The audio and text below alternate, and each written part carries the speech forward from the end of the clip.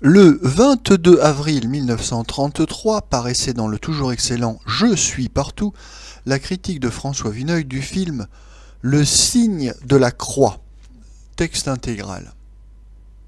Il fallait s'y attendre. Après les insanités du 100% parlant, coïncidant avec la débandade des auteurs d'avant-garde, la grande machine filmée reparaît aussi sottement pompeuse que vers 1910. Sauf certains perfectionnements mécaniques et une majoration incalculable du prix de revient, le signe de la croix de M. Cécile B2000 reproduit presque trait pour trait le Quo Vadis italien d'avant-guerre. Le scénario lui-même est étroitement imité du feuilleton de Sienkiewicz, qui connaît encore en Amérique de très gros tirages.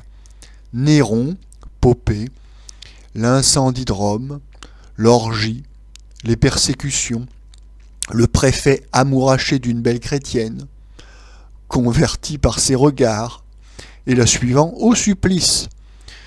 Les snobs les plus pervertis, les esthètes à rebours, ne pourront même pas s'écrier, comme devant la décoration du Rex, ou certains tableaux de music-hall, c'est délicieusement hideux. Impossible de sourire du signe de la croix. Il n'a pas l'excuse de l'ingénuité, de la maladresse, cette espèce d'extravagance dans le grotesque des vieux films italiens. Il est démesurément ennuyeux. Et sa laideur, pour offusquante et criante qu'elle soit, ne parvient même pas à être monstrueuse.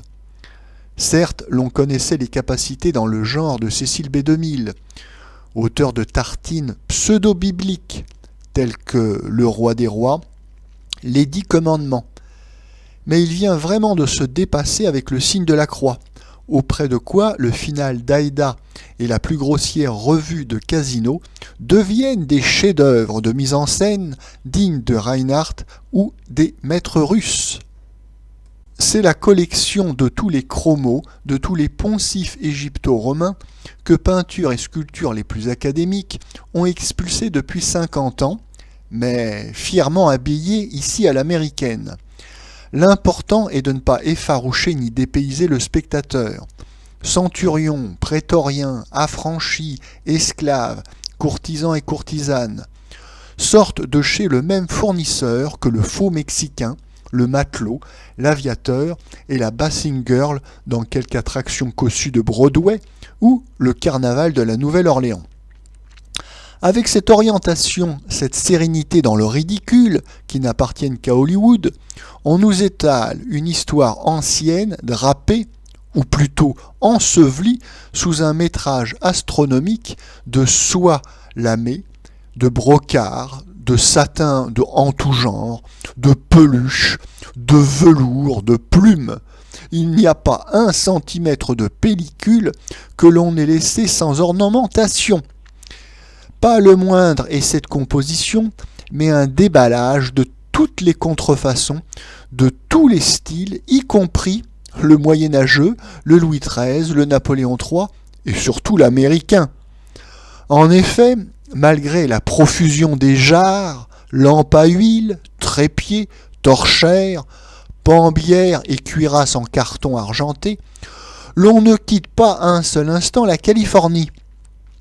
La jeune barbare aux cheveux de lin, que l'on prétend nous donner pour une fille de la Louve, retourne un beefsteak dans une cuisine qui rappelle singulièrement celle où Harold Lloyd et Bébé Daniels, amoureux, essuient 20 fois la même assiette, et Néron bâille sur le divan où le businessman et la dactylo nouent de sirupeuses amours.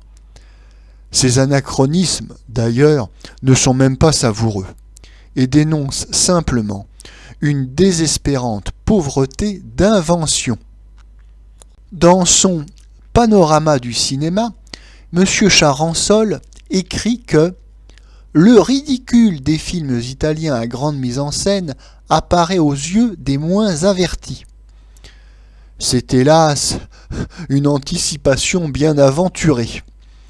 Le signe de la croix, qui enfonce certainement la Théodora de naguère, n'est pas du tout le Britannicus ou le Polyeulte du Bellevillois. Un public fort convenable, voire même huppé, se presse au guichet du Paramount. Parmi ces jeunes hommes, ces ménages bourgeois, il n'est personne qui n'ait relégué au grenier la suspension, le pouf et le canapé de ses parents, avec le bronze de l'abondance couronnant le travail. Aucune exclamation, cependant, devant le signe de la croix. Le cas est plus grave que celui d'un vaudeville qui peut amuser si l'on n'aime pas le cinéma. Le signe de la croix s'adresse avant tout aux yeux de nos contemporains et ne les offusque pas. On aurait pu croire que l'exemple journalier des arts appliqués apporterait quelques enseignements à la foule. Il est certain que le plus humble foyer recherche, si médiocrement que ce soit, quelque sobriété dans son ameublement et son décor. On n'ignore pas quels effets comiques on obtient en projetant sur l'écran le plus populaire un des premiers tacos automobiles. Un simple mécanicien trouvera des mots justes pour comparer une Serpollet 1905 aux lignes d'une Bugatti profilée.